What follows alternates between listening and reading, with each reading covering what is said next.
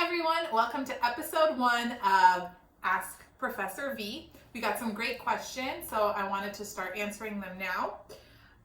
First one comes from Larissa in Orlando, Florida.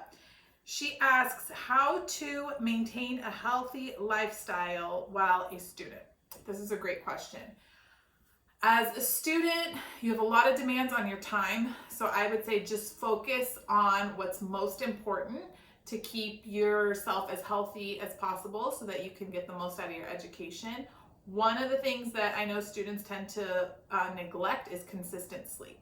So try to have a consistent bedtime, get regular amount of sleep that keeps you energized. I know it's difficult, but you have to be really disciplined about this.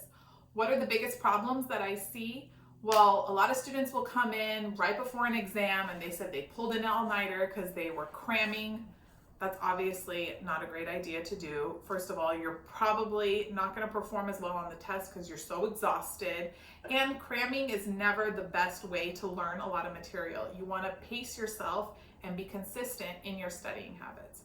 So what it really boils down to is just being really self-disciplined, holding yourself accountable. Even if you know you don't have a test coming up for a couple weeks, start studying for it now. And it does mean saying no to certain social outings. Maybe you don't hang out with your friends when you really want to, but hold yourself accountable because you know you're only in school for a short period of time in your life. Make the best of it, okay? You'll have plenty of time to go out and do all those things later on, I promise. So getting consistent sleep, I think, is number 1. Number 2, your nutrition. It's difficult. You don't need to eat perfectly by any means. I would say the biggest thing is keep a snack with you at all times. That way, if you're in class or busy at school and you don't have time to stop and have a proper meal, you're not getting so hungry that it's distracting you from concentrating on your studies, okay? So have something with you that's easy, that just can quiet your hunger so you can get through the day, keep your energy up. Something that I would always like to bring are, and I still bring it when I teach, just like nuts or string cheese or fruit or baby carrots, whatever you like, okay? That's gonna help you just kind of get through the day, and make sure you have water with you at all times. And then the last thing I would say is you want to just at least get some sort of physical movement in as regularly as possible. It's hard, you know, your time is so limited when you're in school. So just a little bit of gentle, regular movement. If you can walk around campus, even 15, 20 minutes a day, that's great. Or in the morning, in the evening, you know, if you like doing other things, you like Pilates, lifting weights, running, go for it. But at least like a little bit of walking, try to get like a half an hour a day in. I think that'll be great for your circulation. Clear your mind, meditate on the walk. It's all good for you, okay?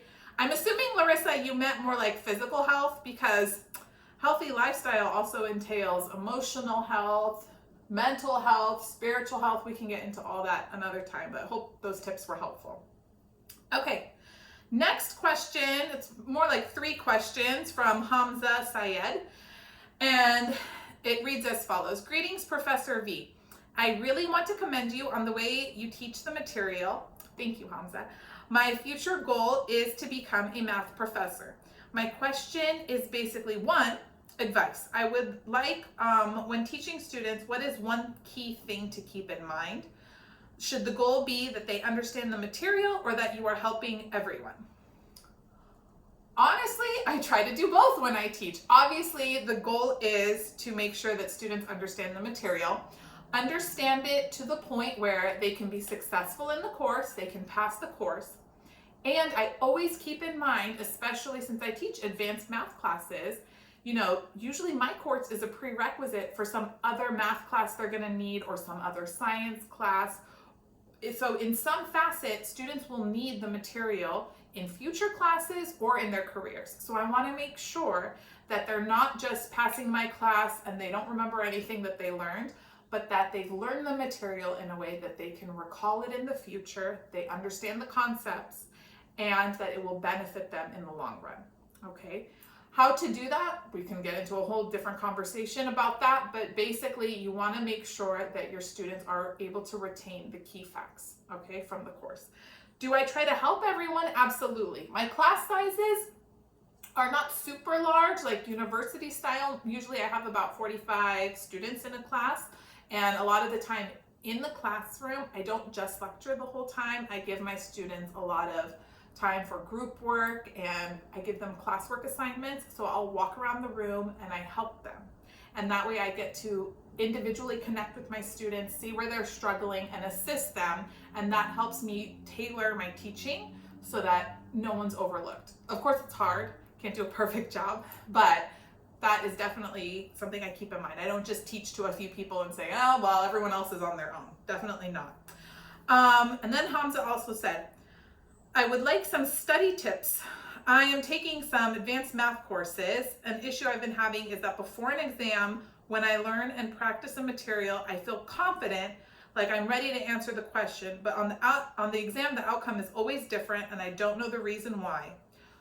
So 2 possibilities, Hamza. Either you're not studying what the teacher's testing you on, okay? And if that's the case, then you have to figure out, and this is always hard, what sort of information, what sort of questions does the teacher like to put on the exam, okay? So if for some reason you're not preparing and you're not studying correctly, ask other students who've taken the class before, ask students who are doing better than you, what are they doing, what are they studying? If that's not the case, if you're studying things and that's what's coming on the test, but you're not able to perform properly and get the grades that you want, then that just means you're not practicing enough, okay? And the number one thing that I see students doing incorrectly when they study is they're passive in their studying. They're just reading through notes, reading the textbook, reading their homework that they've already solved. That's not the right way to study for math. When you take a math test, usually you're asked to solve problems or maybe do proofs if you're in an advanced math course. So that's how you need to practice. You need to practice solving problems and redoing proofs and pulling as many examples and building up your repertoire of accurately solved problems. That way when you see them on the exam, you're able to duplicate or recreate that situation, okay? So it's just more practice. And then lastly, you said it lowers my confidence. Yeah, and then I struggle a lot in my courses. How should we stay confident if we have a situation like this? I'll tell you, the best thing to stay confident and just good advice overall, you guys should tutor. Anytime you're an advanced math student, you should be tutoring other students in lower level math classes. Why? It will make you remember that you're not bad at math, okay? It's very easy to feel stupid when you're lost in a math class. If you're helping somebody else, in their algebra class, in their pre-calc class, even though you're struggling in Calc 2, you have some level of confidence because you're an authority figure to them. Also, it's good for you because you're going to be reviewing all of these topics that you'll see in your later math classes, and you're always going to be fresh. When your math teacher goes, oh, do you remember when you did this back in pre-calc or back in trig? A lot of the time students say, no, I don't remember. I haven't used it. But if you tutor on the side, either at your school or privately or just help your friends, it will help you because you're always refreshing and keeping that material in the forefront of your mind. So it'll make you a better student in your own classes, and it'll help you keep your confidence up, okay?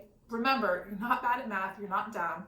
It's just tricky, we all struggle. So you just gotta figure out what to do so that you can be successful on the test. Ask other students and practice more. That's my advice. Okay, thanks for your questions. They were great. I'm happy to make another episode of Ask Professor V when you guys just submit more questions. So feel free, you can drop them in the comments below. If you want to add your name, where you're from, that's great. And as always, if you don't want everyone to see your question to me, then you can just email me mathwithprofessorv@gmail.com. I'll leave all the details in the description box below. Keep up the great work, everyone.